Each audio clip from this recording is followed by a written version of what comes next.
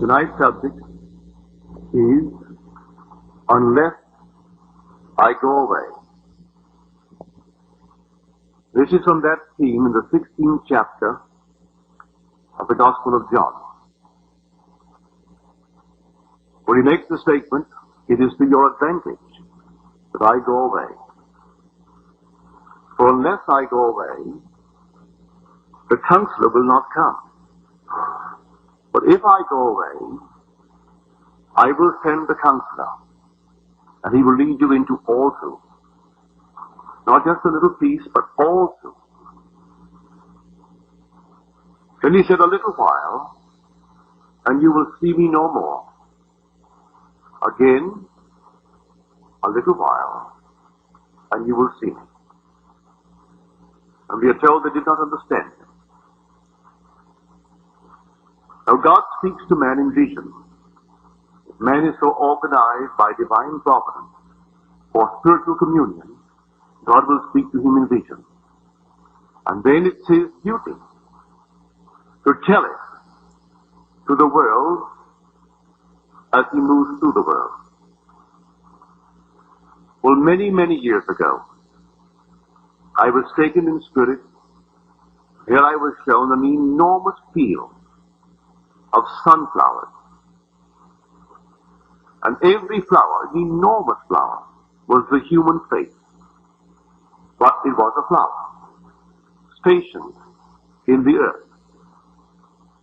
As I looked upon this enormous field of beautiful sunflowers and saw them move in rhythm, they moved in concert. If one smiled, all smiled. If one frowned, all frowned. If one moved, they all moved. Although stationary, they bent, as though bent with the wind. And I knew as I observed this motion, this wonderful concert, that I enjoyed far greater freedom than all of them put together and multiplied by any number. And yet, looking at this beauty, I did not feel at the moment I could compare to such beauty. Yet I was free, and they were not free. They moved in concert. And then I looked, and here was this enormous dove right next to the field of sunflowers with human faces was a dove where all the garbage of the world was thrown. And here I saw a rat, an enormous rat. And I tried to catch him, and I caught the rat, and I caged the rat, put him into a cage. When I had caged that rat, then suddenly the vision faded. Then you must wait for its interpretation. But here he speaks to you and tells you. Now in 1937, Aldous Huxley wrote a book called Ends and Means. And in the book he said, "I had motives for not wanting the world to have a meaning. Consequently, I assumed it had none. And I was able, without any difficulty, to find all the reasons in the world to support this assumption." He didn't want it to have any meaning, because he wanted to tell certain things of this world to justify his behavior, to justify any violence that he might write about. But he didn't want it to have meaning. Well, he assumed it had none. And the assumption led him to find all the reasons in the world to support that assumption of his.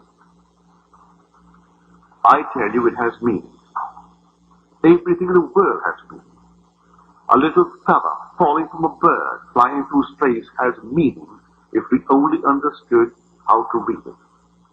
But everything in the world has meaning. There's meaning. In the beginning was the Word. And that word translated from the Greek logos means meaning. In the beginning is meaning. And meaning was with God, and meaning is God.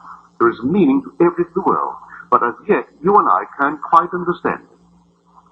Any more than I could understand that vision I woke from it. I never wrote it down, but it's indelibly impressed upon me. I can't forget it. It happened many years ago. But now I'll tell you what it means. Because in the interval, other visions have thrown light upon it. The Gospels, the parables, are an acted story.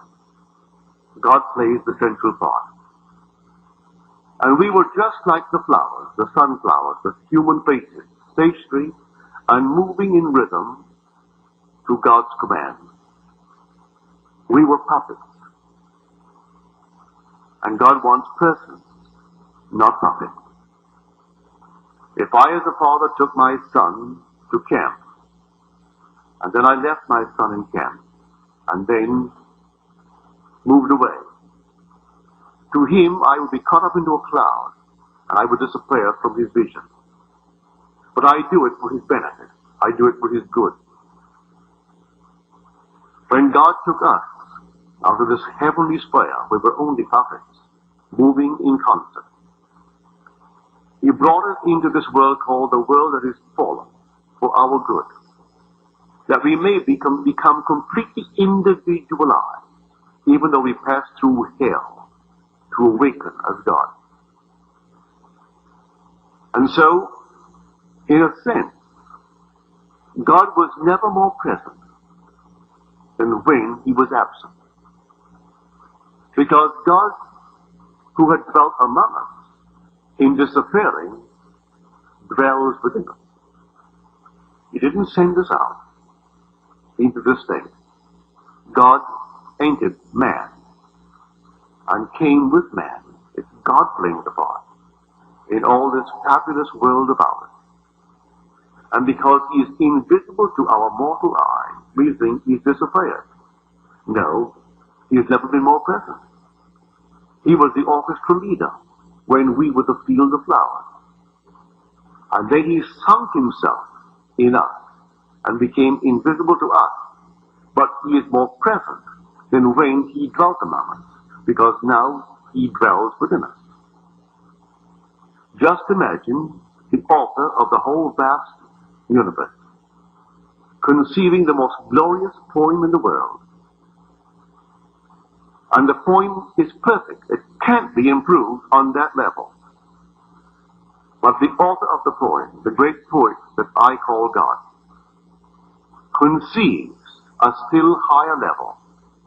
And that level would be to individualize the characters and give them freedom and give them creativity in themselves, and not just to move as the flowers moved, because I compelled the motion and they all obeyed my command. And to do that, he disappears.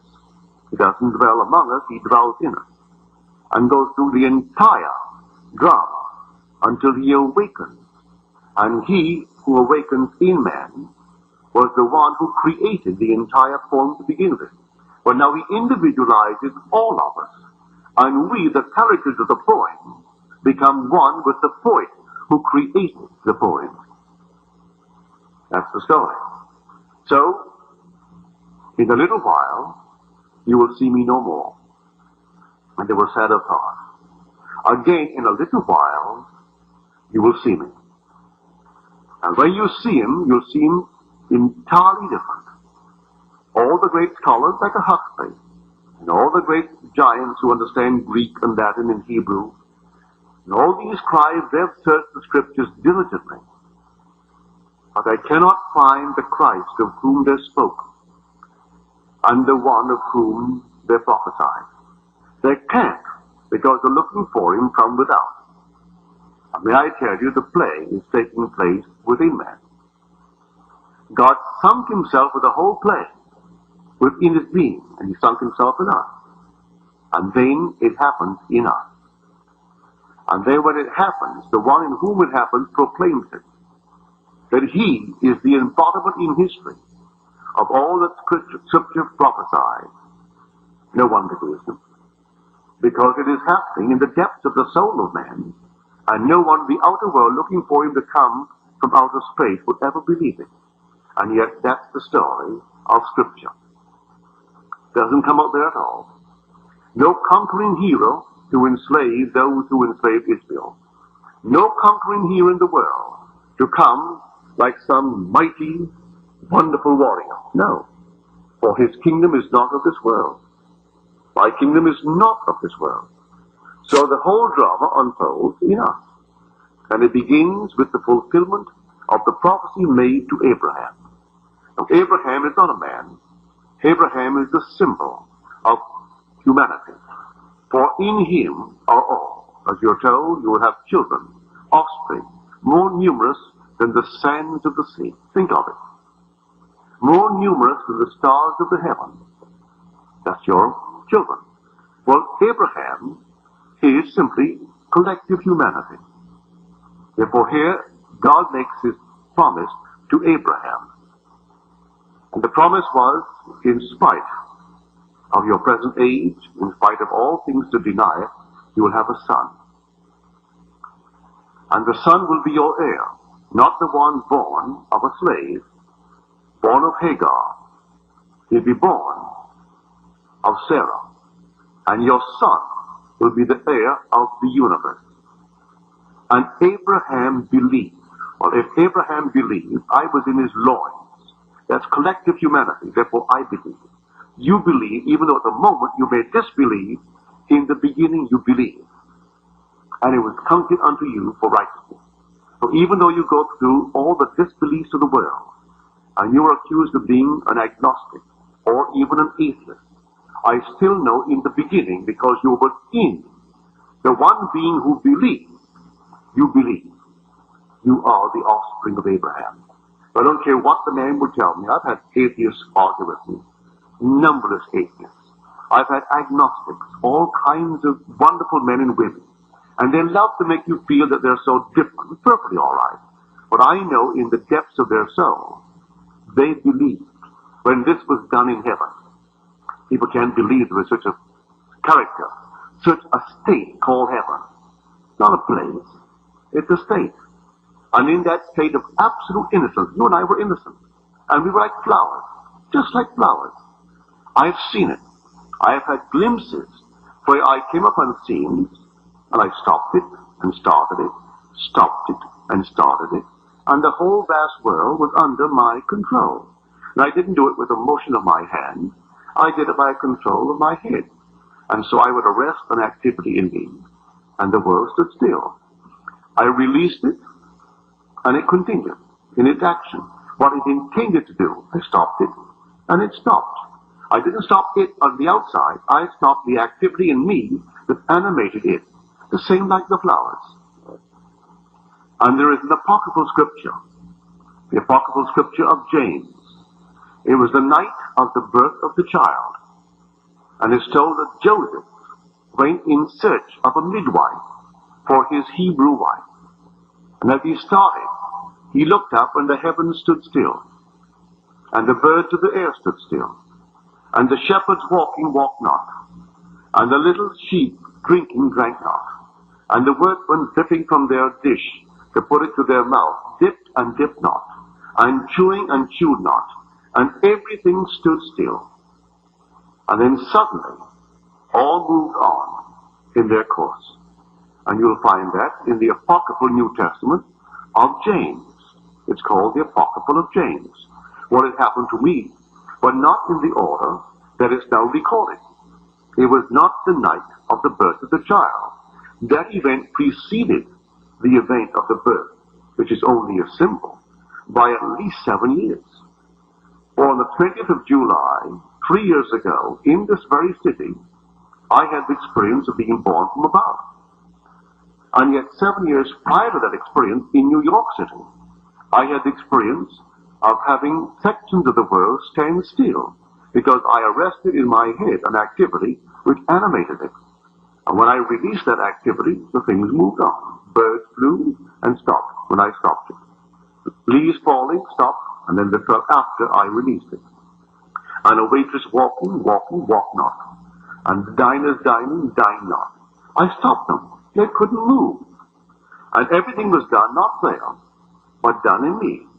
And then it begins to I would turn over on the inside and wonder, what is it all about? Because you are spirit, and the being awakening is God. And the whole vast world, believe it or not, I look upon the world today as the resultant state. He didn't create it as I would create, say this. God's intention to bring forth something alive in us, which is himself, which he would call his son, resulted in the universe. The whole vast world is a resultant state. And that goes for all the garments, male and female, in the world, all the animals, all the kingdoms. And something in us is animating it. But as yet we don't know it. So the promise in the book of John, for which I've just quoted, that as the Father has life in himself, so he has granted the Son also to have life in himself. And that is what you and I are destined to have. That we are going to actually detach ourselves from this field of beautiful sunflowers with human faces, and then pass through that horrible state which I saw as a donkey with the rats and all the monsters of the world, and passing through that mess, that horrible mess, we come out detached as sunflowers and awaken as God. That's life. So I tell you, unless God disappears, we will still be part of that chorus, and we will sway by the impulse of God. But then God subjects us unto this donkey. It's a donkey. As we are told in the 8th chapter of the book of Romans, that the creature was made subject unto futility, not by its own will, but by the will of him who subjected him, in hope that the creature would be set free from this bondage to corruption and obtain the glorious liberty of the children of God. So you and I did not choose to come here. We were innocent and we were irreflective. We were like sleepwalkers. We perceived without noticing that we perceived. Now we perceive and we notice we perceive, but in that freedom we make mistakes. But may I comfort you, you had to make mistakes. As told us in the 11th chapter of the book of Romans, that God's gifts and his call are irrevocable. And it was God who in action subjected all men to disobedience, that he may have mercy upon all. But who subjected whom? God subjected all men. You know who he subjected? He subjected himself. He sunk himself in us, and then subjected himself to disobedience, that he may awaken, had to pass through all the furnaces, that he may awaken as the being that he is. But in awakening, he brings us with him, individualized, and he and I are one. So God is giving himself to us as though there were no others in the world. Just God and you. Just God and I. No other being. And then we completely awaken. And when we awaken, we are one. And it's God. So don't be concerned and think that someone today, because he's more wicked than you are, or that you can remember that you've been, that he is not saved, or he will not be saved. Forget it. Not one being can be lost. Everyone is going to be saved. And it's God playing all the parts. And so he subjected me, he subjected you, he subjected every being in this world to disobedience, that he may have mercy upon all. And then he calls us, because his call is irrevocable. And his gift is irrevocable. His gift is this. When you lie down with your father, meaning when you die, that's a nice way of putting it. And when your time is fulfilled, and your days are fulfilled, and you lie down with your fathers, I will raise up your son after you, who will come forth from your body. I will be his father, and he shall be my son. Out of us, he does it. Now, this is the most fantastic thing in the world. No scholar seems to understand it. And I must confess, as I stand here, I have not revelation. I have simply an intuitive knowledge of it, based upon another revelation. But the actual statement in the 8th chapter of Proverbs is something that has confounded all the wise men throughout the ages. And listen to it carefully. There are about 10 verses, beginning with the 22nd verse of 8th Proverbs. And it goes through just 10 verses. The Lord created me at the beginning of his way. I am the first of his acts of old. Before he brought forth the heavens, before he established the earth, before he set boundaries to the sea, before he did anything, I stood beside him as a little child, and I was daily his delight. It gives you so much to think about. They call this wisdom, yet it doesn't say wisdom. It says a little child. I stood beside him as a little child, that the Lord created me at the very beginning of his way.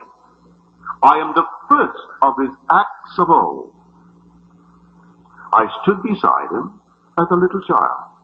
Now, no man that I've read unnumbered Bibles and interpretations of Bibles and the different exegeses in the world, and no two agree, but no one will actually accept it as the ancient scriptures stated, a little child. And yet, I know from my own experience, there is that little child. And it's everlastingly a little child. And it's only a babe, wrapped in swaddling clothes. Was that what God created? Was that his initial act of creation? And he so loved it. It was daily his delight. Is that what God buried in us? Or we are told in the book of Ecclesiastes, God has put eternity into the mind of man. And the word translated eternity, which is elam, is by definition a stripling, a youth, a boy, a little child. That's what my Bible tells me. I have Strong's Concordance. I have Prudence Concordance. I have many concordances at home. But James Strong's Concordance is exhaustive. And it is really the guide for most people who are Bible students. And James Strong defines the word which our scholars translate eternity. And the Lord God has put eternity into the mind of man. And the word is elam. E-H-L-E-M, elam. And yet Strong defines that word as a lad, a stripling, a youth. Eternity is that what God created in the beginning of his way? Is that little child that stood beside him that was his daily delight? Is it that he put into our minds? I say yes. Because my own experience bears witness to that. And yet, that is a sign. So I cannot completely ignore the interpretation of the great scholars. But the thing is not defined in Strong's as eternity. It's defined as a lad. It's defined as a youth. It's defined as a stripling. He put a stripling into the mind of man. He put a lad that was daily his delight. Now, is he going to bring it out? He promises, I will actually bring forth from your body your son. He will come forth from your body, and I will be his father, and he shall be my son. Well, did he put that first creative act of his into my mind? Did he call it then his son? If he called it then his son, and he sunk it enough, all of us, when he brings it forth, and it that is brought forth is our son, then who will be? Well upon it. If he brings forth from me his first creative act, and when I see it, it's my son. But it was his in the very beginning of time, and it's my son, and in the beginning it was his, then who am I? You get it? It's God. has a son. His first creative act, these are the words, God created me at the very beginning of his way. I am the first of his acts of old. Before he brought forth the heavens, before he brought forth the earth, when there were no depths, I was with God. Before he set thunderings to the waters, before he did anything, I stood beside him as a little child, and I was daily his delight. Is it that God put into us? Were we the flowers that I saw? These stationary things, and God sunk in us his first creative act? And then if he could transform us by sending us through that horrible state I saw, well, this is a horrible state, war is a horrible state, poverty is a horrible state, pain is a horrible state, man dying slowly of leprosy, discarded by society, die of cancer, die of anything. And to be ostracized in the world, that's that horrible thing I saw. Like a rat feeding on all the waste of the world. And yet in us, detached from that heavenly bliss of innocence, and to fall into this state. Now the one who brought us forth, called Jehovah, do you know one of the meanings given to Yahweh in Strong's Concordance? It is stated the self-existent being, but he is called He Valpe, which is the root of the word Yahweh Valpe, is the one who fell. It was God who fell, or causatively, the one who causes to fall. And so here, it was God who fell. You didn't fall. You had no choice in the matter. You were stationary. You were, for God's infinite purpose, detached from innocence and sent into a world of experience. And passing through the horrors of experience, you awakened as God, a fully blown, eternal imagination. And so here, Evalpe, the root of the verb, is one who causes to fall, one who blows, and causatively, one who causes the wind to blow. So I will tell you with the poem. All things in eternity were shown us, all was foretold.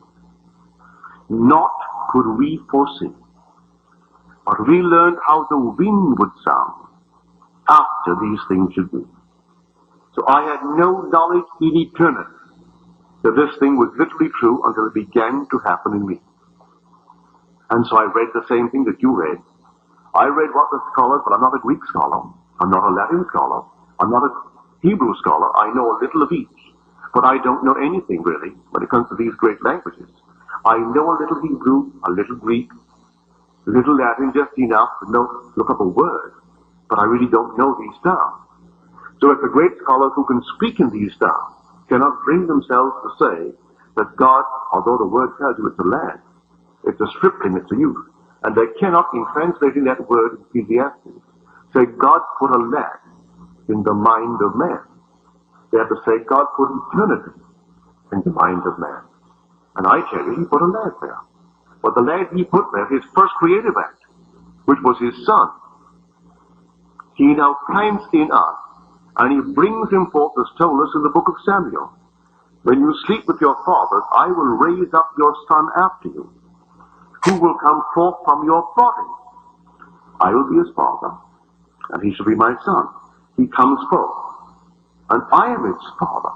Well, if I am his father, then who am I? When he was God's son. That's how God gives himself to us. So God's purpose is to give himself to man, as that man, and that man as God. And the only way he can do it is to give that man his son. So no one knows who the Father is except the Son. That's what we're told in the book of John. No one knows the Father but the Son. So first I see the Son, then he put that Son into my being in the beginning of time, when he detached me from the world of innocence, the world of love, and sent me through the furnaces of experience. And then when I was completed in God's eye, he brought forth his Son. In bringing forth his Son, he brought me forth as himself. and there I saw his son, and his son is my son. Therefore God made me one with himself. So I say that story is true of every being in the world. Everyone can have experience. Therefore today you and I will fight. And as nations we fight nations. But just imagine when you are the same being that I am, because you have the same son. If you are the father of my son, you and I are one. So when we have full knowledge of it, we couldn't fight. Because we are the father of the same son. And it has no mother. It's self-begotten. So I am actually the father of God's only begotten son. And I know you are. But if you don't know it, you'll fight with me, argue with me, and try to destroy me. And listen to these words, taken from the book of John, the same chapter 16. And they will excommunicate you. And they will kill you. And think they do God a service. And this they will do because they know not the Father. God believed in, fatherhood ignored. So the whole vast world, if they have any concept of a God, they will say, yes, I believe in God. And so every Christian say, I believe in God. Every Jew, I believe in God. Every Mohammedan, I believe in God. Called by different names, but we believe in God. But even then, we kill each other. And these are the words. They will excommunicate you. Put you out of the synagogue as unfit to mingle with those who they consider right. And they will kill you. And they will kill you. And believe they do God's service.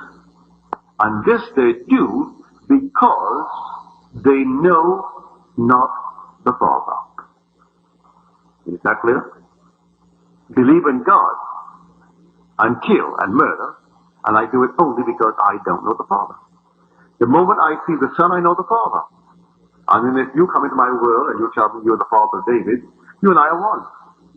Then the whole vast world tells me they're the father of David, then we're one.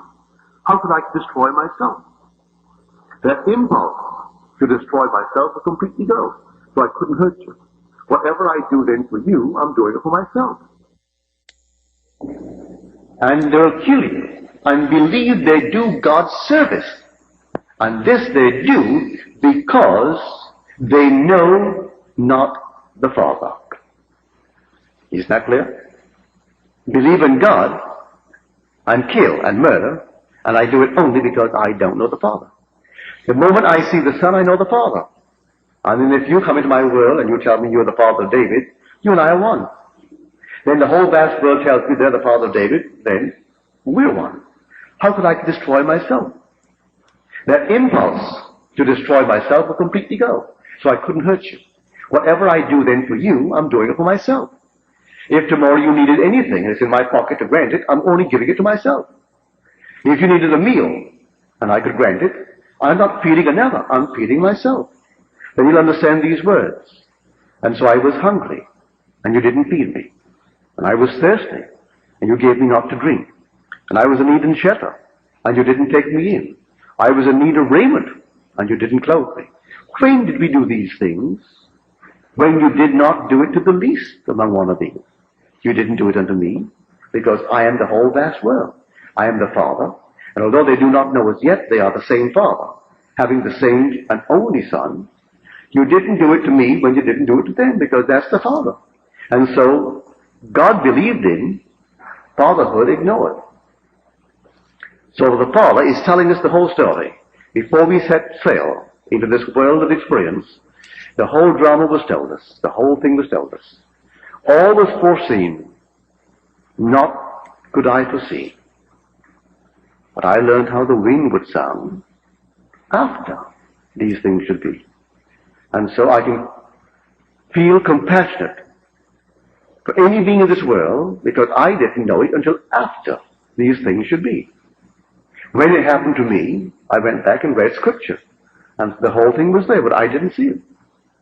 I didn't know it until the infant was put in my hands and told me by one of the wise men who discovered it that it's my baby. And yet I know that was put into my mind in the foundation of time. So God has put eternity into the mind of man. And the word eternity means a lad, a babe, a youth, a stripling. So listen to these words in the book of Samuel. Tell me, Abner, whose son is that youth? I do not know, O king. Inquire whose son the stripling is. Same word. Youth the first time he asked it, stripling the next. And then he doesn't understand. And then he turns to the youth himself.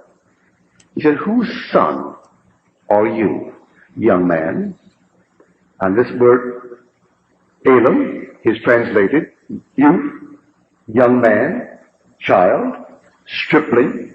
And yet our scholars can't bring themselves to use any one of these words in describing the statement, which is the same word Elam, in the book of Ecclesiastes. So when Ecclesiastes says God has put eternity into the mind of man, God has put his first creative act, which was a stripling, which was a youth, into the mind of man. And he's going to bring him forth. And when he brings him forth, the man from whom he brings him forth is going to look at him and see his son. And he has unto that moment, he had no knowledge he was related to that son. And now he sees he's the father. So the greatest prayer in the Bible is the 17th chapter of John. The whole thing is a prayer. He said, Father, glorify thou me with thine own self, with the glory that I had with thee before that the world was. Before the world was, I had this glory with thee. Now glorify thou me with thy own self. He's asking the Father. And he reveals the name. He said, I reveal your name. I've told them your name. And the name he tells them is Father. And so he comes to reveal the Father. Now that you've seen me, you've seen the Father. I've been with you so long, and yet you do not know me, Philip. He who has seen me has seen the Father. How then can you say, show us the Father? So everyone in the world is moving towards that fantastic experience of being the father of God's first creative act, which was his son. And so if you are the father of God's first creative act, then you are God. Now this is the great mystery. That which was created, and therefore had a beginning, by God's infinite love for his own creation, that is us, sinking himself in us, he transforms that which had a beginning into that which has no beginning. For God, in becoming us, we who had a beginning, when that which has no beginning possesses us and reveals his first creative act as our creative act, our Son, then we are beginningless. And then you will know that mysterious statement in the book of Genesis, and repeated only twice, once in Psalms, and then again in the book of Hebrews. And it's called Melchizedek. One who has no father, no mother, no genealogy, no background, no father or mother, no beginning of days, and no end of days. And Jesus becomes, he who was the first raised from the dead, is made a member of the order of Melchizedek. So everyone is brought into a state where he has no father. He is father. He has no mother. He has no beginning of days and no end of days. Can you conceive of such love? Can you conceive of that infinite mercy that is God's? That he would take us, his created, and so fall in love with his own creation that he gives himself to it and shares his first creative act, which was his own begotten Son, and gives me as my son, his son, making me one with himself. And because he has no origin, I have no origin. What a fantastic mystery. I did have an origin. He created me. And yet having been created, therefore having a beginning, he rubs out beginnings altogether. And then I become one without beginning. And all this is brought to pass by going away. Unless I go away, then you will have no life. This is the secret, the mystery of life through death. The grain of mustard seed, or the grain of wheat. Unless a grain of wheat falls into the earth and dies, it remains alone. But if it dies, it brings forth much. The mystery of life through death. So God, the seed, falls into us and forgets he is God and goes through that horrible mess that I saw in my vision. And it dies to all knowledge of being God. And in dying, it brings forth much. The mystery of life through death. So, believe it. A little while, and I go away. This took place in eternity when we were all innocent. Again, a little while, and you will see me. I will go away and you'll see me no more. And they were very sad, because he who walked among them and dwelt among them now ceases to dwell among them, because he's going to now dwell in them. So they can't see him if he dwells in them. And so the visible presence of God disappears. And so he does not move them like an orchestra leader would move an orchestra. He dwells in them, and they can't find the author, they can't find the leader. And then they're detached by that entrance into them, and they pass through hell. But passing through hell is for a purpose, to awaken as God. And so when you know it, when you've had a few experiences, you can forgive every being in this world. Because you're forgiving yourself. So in the end, if everyone is going to be the father of the same child that is your child, he is you. So you really never helped another. There was no other. And yet all are completely individualized. And so when man completely awakes, he's completely individualized forever and forever. And yet he's one with all that are equally individualized, and all the Father of the one begotten Son. So you dwell upon it. It's not the easiest subject to take up. But may I tell you, although it may not seem to pay off in dollars and cents, it'll pay off beyond the wildest dream. Because you know who you are the heir of, and who is your son? Your son is the heir of the universe. And you know who made him the heir? You. Therefore it's all yours. The whole vast universe he gave to his son. And therefore that son is your son. So listen to these words, the 50th chapter of the book of Psalms. If I were hungry, I wouldn't tell you. For the earth is mine, and the fullness thereof. The cattle on 1,000 hills are mine. So were I hungry, I would slay and eat. Wouldn't ask your permission. So you don't have to ask any man's permission in this world to appropriate anything in the world. So you want a building? All right. Sleep tonight as though it were yours. May I tell you, on stealing, in a way that no one knows, the world will be adjusted for it to be on the block for sale. And the means to purchase will become yours, if that's what you want. So you don't ask any man's permission in this world for anything. You appropriate it. You go back and read the 50th Psalm. If I were hungry, I would not ask you. For the world is mine and all therein. The cattle on 1,000 hills, they're mine. And were I hungry, I would slay and eat. So you slay by appropriating. If you wanted anything, you simply this night sleep as though you were the man, the woman, that you would like to be. And you appropriate it.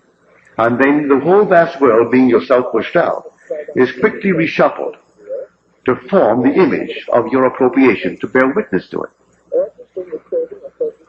So don't feel neglected. We are exiled. But you know who's exiled? God is exiled. It was God who fell for a purpose. He fell, sunk in us. And all the imagery of the Bible is true. Every bit is true. Now listen to these words that comes in Blake's great Jerusalem. Blake would not sign his name to his poem Jerusalem, for he said he did not write it. It was dictated. And when he was questioned, he said the authors are in heaven. They are in heaven. They are not on earth, no one on earth aided him with the poem. In all of his other poems and his paintings, he signed his name as the author of the poem, signed it as the artist who painted. But when it came to Jerusalem, he would not sign it. He said he did not create it. It was dictated sometimes 20 lines at a time. And he said the spirit of prophecy, which is called Christ Jesus in the Bible, dictated it. Morning after morning, he would wake to see the spirit of love hovering over him and dictating the words of this mild song. Now listen to these words. I behold the visions of my deadly sleep of 6,000 years, dazzling around thy skirts like a serpent of precious stones and gold. I know it is myself, O my divine Creator and Redeemer. And after this is dictated, then these words dictated. Fear not. Unless I die, thou canst not live. But if I die, I shall rise again, and you with me. Wouldst thou love one who never died for thee, or ever died for one who had not died for thee? And if God dieth not for man, and giveth not himself eternally for man, man could not exist. Therefore God dies. God dies by sinking himself in man. And then, dying in that sense, he rises, but this time he rises with man. And man rises with God. So he who had no life independently of God's perception of him, now rises as God the perceiver to animate all things. So as the Father had life in himself, now he is granted to man, his Son, to have life in himself. And all rise. You get the mystery?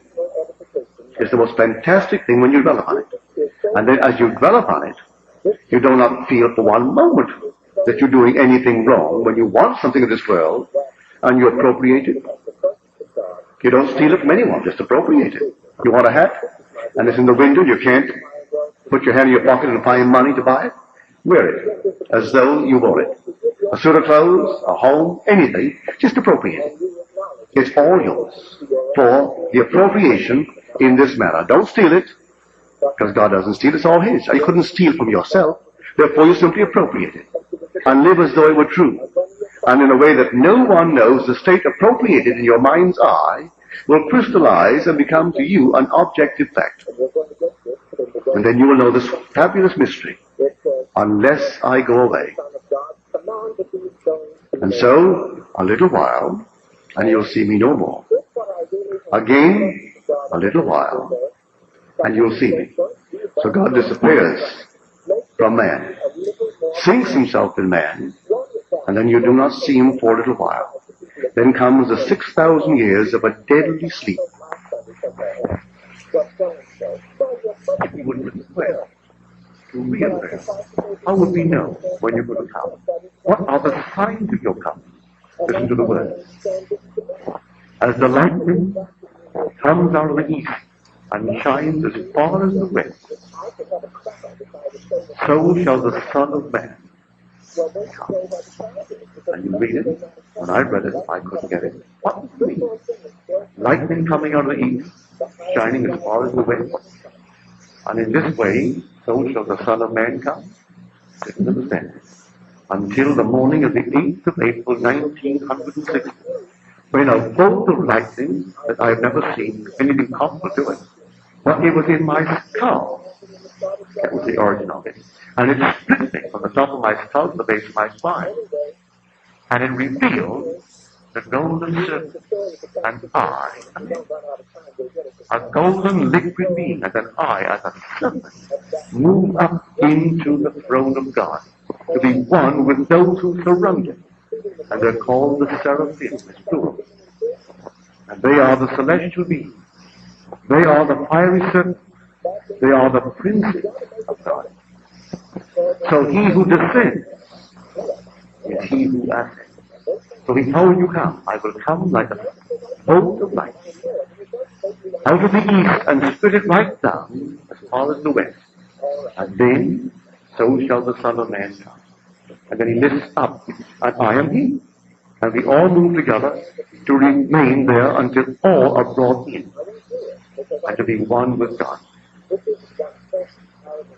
And let us go into the silence and appropriate any dream you want in this world. Want a home, a business, more money, I don't care what it is, a state of health, romance, anything in the world, it's all yours for the taking. But we are the operant power, and it will not operate itself. We are learning to operate it.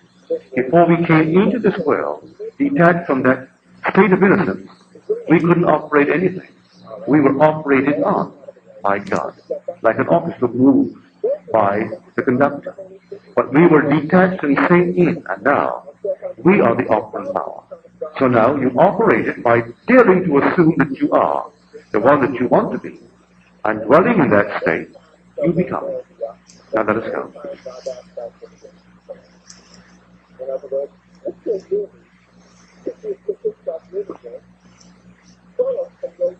Yes.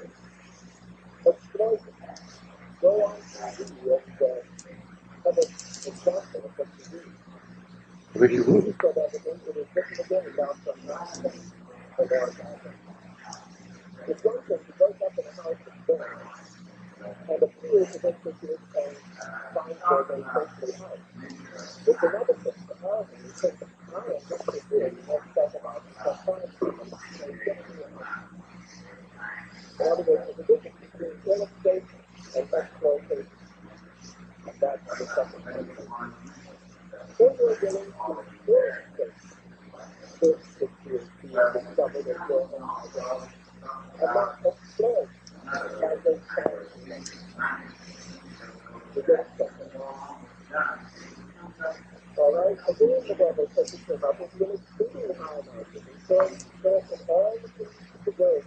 Well, I would love to. I read Johnson's book. Johnson confesses himself. He is a man without vision. That's his confession. He's never had a vision. He's never had a mystical experience. He is the headmaster of Queen's College of the University of Melbourne, and undoubtedly a very able man. He calls himself a physicist. That is his profession. And my only experience with Johnson is second-hand. I like what he's done. In Prison Splendor, Nursings of Immortality, the last book, Watcher on the Hill, I didn't care for it. It was simply like a potboil. But after he brought out Nursings of Immortality, a friend of mine sent him two of my books, Your Faith is Your Fortune and Awakened Imagination. And I have a copy of the letter that he wrote to my friend. It's not very flattering. And not very nice of him or wise of him. For the Bible tells us that he who answers without hearing, it is folly and shame unto him. So to pass an opinion on a book that I have not read is stupid in the extreme. And he wrote to say that my title, Your Faith is Your Fortune, is a phony title. It should be Your Faith is Your Fortune. And he never read the book, as he said in the letter. And he wouldn't read any book who only signed his name Neville. And not, it was too theatrical, not signing a last name or a first name. He didn't know whether it was a last name or a first name. And his whole letter to my friend was so stupid, a little child could have written it. Well, I said to myself, all right, here's a man without vision. So the man without vision, no matter what he has to say, doesn't interest me. He would only read the book if it could be signed with many degrees behind the name, and not sign one name, but it would have many names. I always, when they got my letter, I had the impulse to write him, which I didn't, and asked him what was the last name of Jesus, or what was the last name of Paul, or the last name of Moses. And I wonder what is God's last name. So, what, I mean, these little silly things, he places a small little part in his letter. He didn't read the book, not one word of it. He judged it by its title, and then passed an opinion. So what he has to say about time doesn't interest me at all.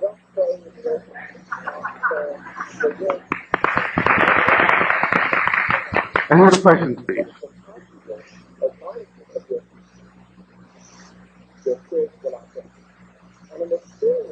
Yes, ma'am.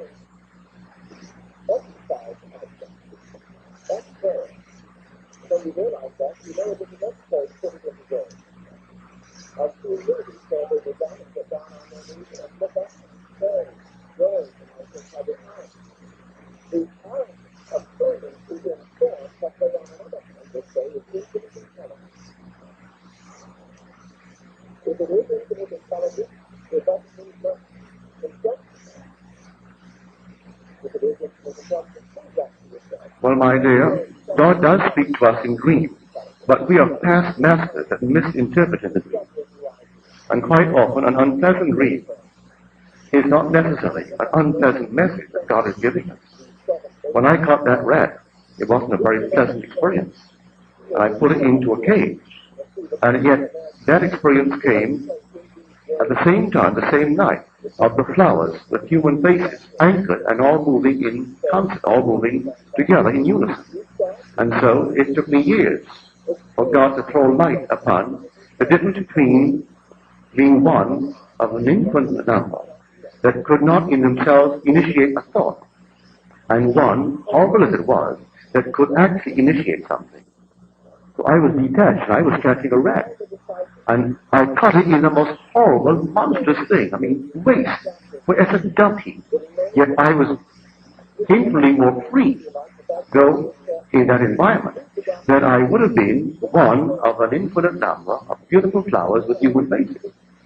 So that experience, one of the, my Lord, if I went to some psychiatrist or some psychoanalyst, he would have given me all kinds of explanations about the rat. But that was not it at all. I had to go through these experiences. So the unlovely experience of dream doesn't mean that God in any way is hurting. Not for one moment. Bear in mind, God is infinite love. It is God himself plays the part. If I have an experience, you know who's experiencing it? God. Because I am, that's his name. He has no other name. He's experiencing whatever I experience when I say, I am experiencing this. And so, don't be concerned if the dream is, on the surface mind, unpleasant. It tells us much, but don't try to interpret it. Just let the light come. It may come tomorrow, it may come next month, it may come next year. It will come. But God speaks to us in dreams and reveals himself in vision. But I'm telling you, from my own experience today, in the last 3 years, the visions have been so vivid. And a vision to me is reality lifted to the nth degree of intensity. It's heightened intensity. Much, much more real than anything on this level. And so you come back with this indelibly impressed upon you. And I can tell you today, you are not woman, you're man. My wife is not woman, she's man. I am not a male, I'm man. So above this organization is where the drama takes place. And God is man. And you are the father, not the mother, you are the father of David. And it's not going to surprise you at all when it happens. With all your femininity and my wife's femininity, she is going to have the experience of being the father of David. And my daughter is very, very feminine. She's going to have the experience of being the father of David. And she who today seems to be other than myself, my daughter, will tomorrow be having the same father of the same child, will be one. And then we'll know that fantastic statement in the Bible. For the lawyers rose to throw him. The purpose behind the question was to defeat Jesus. And he said, "He'll tell us, Master, in a very flattering way, what is the greatest of all the commandments?" And he said, "Hear, O Israel, the Lord, our God, is one Lord." It's an understanding that's in Deuteronomy. And that's the true story. Hear, O Israel, the Lord our God is one Lord. Now what does it mean? The word translated Lord is Jehovah, self-existent, called by us, Jehovah, called by us in translation the Lord. The word translated our God is Elohim. It begins in the very first verse of Genesis. In the beginning, God created the heavens and the earth. That word translated God is Elohim. It's a plural. It's one made up of many. And then the last word, again, is a repetition of the Lord. So it is, "Hear, O Israel, Jehovah, our Elohim, one Jehovah. You know who the Elohim are? We. All of us, we form the Elohim. We are the gods. The gods who actually became man, that man may become God. We are the Elohim. And all of us together, when completely awake, we form one Jehovah.